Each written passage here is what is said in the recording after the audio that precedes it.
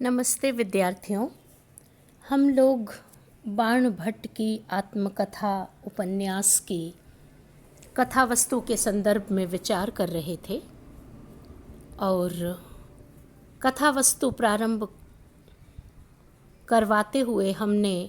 आपको प्रमुख पात्र बाण भट्ट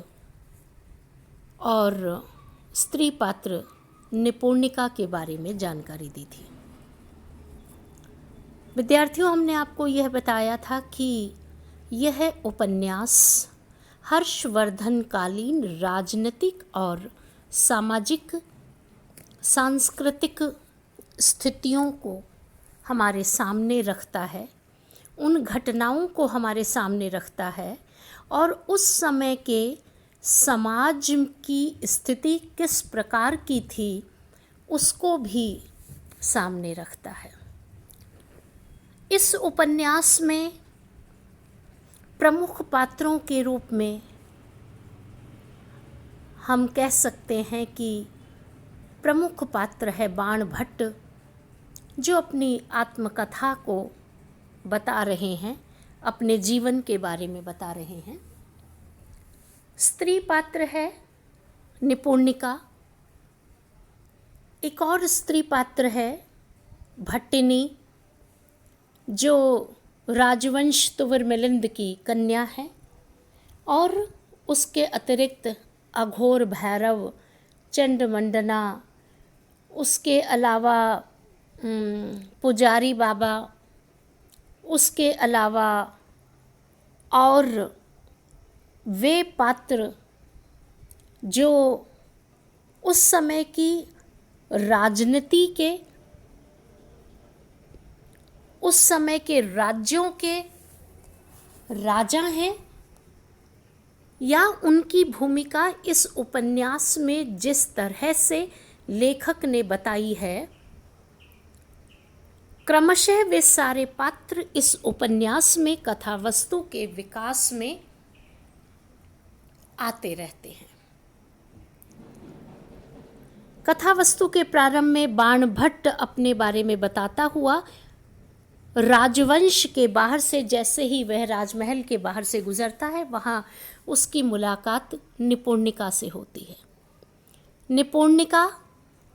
जिसका प्राकृत नाम बाण लेता है और इस उपन्यास में उसे न्यूनिया कहा गया है, वह न्यूनिया बाण भट्ट की मित्र है, सखी है उसकी, और नाट्य मंडली में वह काम करती है। बाण भट्ट अतीत की स्मृतियों में खो जाता है और निपुणिका को देखने के पश्चात वह निपुणिका से बातचीत करता है कि न्यूनिया, तुम इतने दिनों तक कहाँ रही। निपुणिका उसे अपनी सारी स्थितियाँ जो उसके साथ घटती हैं उसको वह बताती है। बाण भट्ट निपुणिका के बारे में बताता हुआ यह कहता है कि वह एक ऐसी स्त्री है जिसके जीवन में जिसने सुख नहीं देखा। वह अपने परिवार में संघर्ष करके अपना सारा गुजारा चलाती है। फिर उसका विवाह एक सेठ से होता है, लेकिन विवाह का ज़्यादा सुख वह नहीं भोग पाती और साल भर बाद ही उसके पति की मृत्यु हो जाती है। वह इधर से उधर तक भटकती रहती है, नाटक मंडलियों में जाती है, और फिर उसके बाद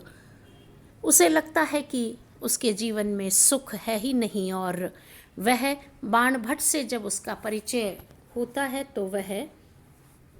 बाण भट्ट के साथ जुड़ती है।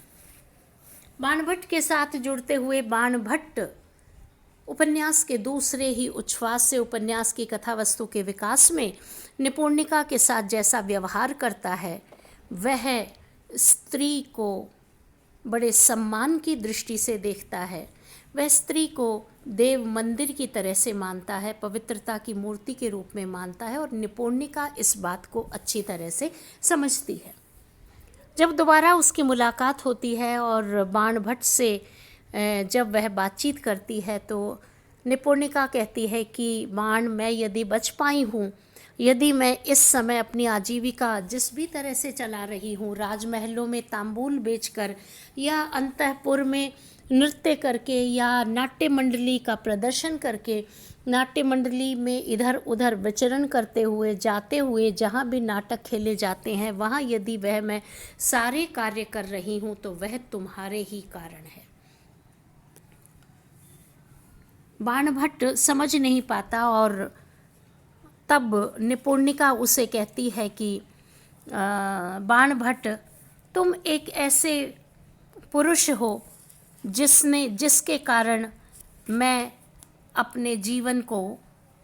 अभी तक बचा पाई हूँ, क्योंकि तुमने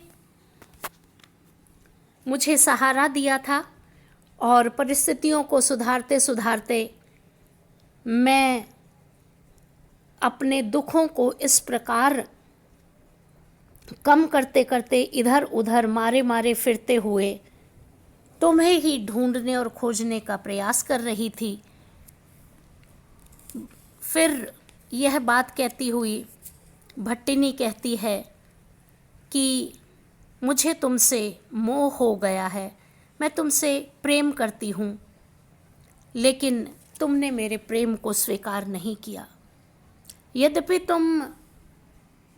नारी को पवित्रता की प्रतिमूर्ति मानते हो, लेकिन तुमने यदि मेरे प्रेम को स्वीकार किया होता तो तुम्हें यह पता चलता कि मेरा यह जो मंदिर है हाड़ मांस का है और मैं भी इंसान हूँ, लेकिन तुमने मेरी आशा को धूमिल कर दिया। फिर वह कहती है कि जब तुम मुझसे प्रेम के इस भाव को स्वीकार नहीं कर पाए तो मैं इधर उधर भटकती रही और तुम्हारे ही कारण इस संसार में जीवित रही कि तुम मिलोगे और मैं तुमसे तुम्हारे स्नेह को लेकर अपने जीवन को चला लूँगी। निपुणिका इस तरह से बाणभट्ट के प्रति जो यह भाव रखती है प्रेम का, तो यह भाव स्त्री के प्रेम का भाव है जो स्वाभाविक रूप से परिस्थितियों के कारण भट्टिनी के मन माफ़ कीजिएगा निपुणिका के मन में उत्पन्न हुआ है और निपुणिका उससे प्रेम करती है, लेकिन बाणभट्ट उसे सम्मान तो देता है लेकिन प्रेम नहीं करता, निरंतर उसका सहयोग करता है। यहाँ लेखक इस कथा के माध्यम से इस पूरे उपन्यास में निपुणिका, भट्टिनी और बाणभट्ट के प्रेम के स्वरूप को भी लेखक ने प्रस्तुत करने का प्रयास किया है। इन तीनों के बीच में जितनी घटनाएं घटती हैं, उन घटनाओं के द्वारा लेखक ने प्रेम के स्वरूप को, बल्कि प्रेम के उदात्त रूप को, प्रेम के आदर्श रूप को प्रस्तुत करने का कार्य किया है। और उन्होंने बाणभट्ट के माध्यम से यह बताने का प्रयास किया है कि यद्यपि बाणभट्ट निपुणिका की सहायता करता है, हमेशा सहारा बनता है, उसका सहयोग करता है, हमेशा परिस्थितियों से उसे उबारता है, और तो और निपुणिका के कहने पर वह भट्टिनी को भी राजगृह की कैद से, अंतःपुर की कैद से मुक्त करवा करके वे तीनों लोग नाव पर सवार होकर के जाते हैं बाहर, तो इन सारी चीज़ों में सहयोग करता है। और भट्टिनी के साथ जो बाणभट्ट का स्नेह और प्रेम का भाव है और निपुणिका का जो मैत्री भाव है भट्टिनी के साथ, वह भी एक आदर्श रूप में है कि ये दोनों नारियां एक दूसरे के भावों को समझ कर के सहायता करती हैं और एक दूसरे का सहयोग करती हैं। जब बाणभट्ट से मुलाकात होती है तो भट्टिनी सारी चीज़ों को समझाने के बाद में बाणभट्ट से कहती है कि बाणभट्ट, क्या तुम मेरी सहायता करोगे? और वह धीरे धीरे उसको बताती है कि तुविरमिलिंद की कन्या जिसका नाम भट्टिनी है वो राजगृह के अंतःपुर में कैद की गई है। राजा हर्षवर्धन ने अपने बहनोई का राज्य हस्तगत कर लिया था और जो जो निर्बल राजा थे उनके राज्य को हस्तगत करते हुए उनकी बेटी को भी राजमहल में कैद कर दिया था और विधिवत रूप से वे कैद से छुड़वाना निपुणिका अपना कर्तव्य समझती है और बाणभट्ट को यह बताती है कि क्या तुम मेरी इस कार्य में मदद करोगे, तो बाणभट्ट स्वीकृति दे देता है क्योंकि वह स्त्रियों को समान की दृष्टि से देखता है और उसे लगता है कि कोई भी स्त्री पराधीन या कोई भी स्त्री और विशेष रूप से राजकन्या इन परिस्थितियों में है तो उसे उसका सहयोग अवश्य करना चाहिए। तो इस तरह से सहयोग करते हुए निपुणिका उसे कहती है कि पूरा वे योजना बनाते हैं और निपुणिका उसे कहती है कि तुम्हें स्त्री वेश में चलना होगा, तुम भी मेरी मित्र मंडली के मेरी नाट्य मंडली के सदस्य के रूप में चलोगे, इसलिए तुमको स्त्री वेश धारण करना होगा। वह स्त्रियों के कपड़े पहना देती है और जैसे ही अंतःपुर में जाते हैं पूछते हैं कि ये कौन है, तो निपुणिका बताती है कि यह मेरी स्त्री है और सारे सब लोगों को पार करते करते इधर उधर वे बाणभट्ट को संतपुर में ले जाती है और वहाँ एक स्त्री मिलती है जो पहरेदार की तरह से है। उसने जो है मदिरापान किया हुआ है, वह मदमस्त है। इधर उत्सव की तैयारियां भी चल रही है और भट्टिनी ने यह निपुणिका ने यह अवसर ठीक खोजा है कि सब लोग अपने अपने में व्यस्त रहेंगे तो बाणभट्ट और निपुणिका दोनों मिलकर के भट्टिनी को कैद से मुक्त करवा लाएंगे और वे इस कार्य में सफल होते हैं और बाणभट्ट और वे तीनों पात्र निकल करके बाहर आ जाते हैं और बाहर आकर दूर किनारे उस राज्य से बाहर जाकर के किसी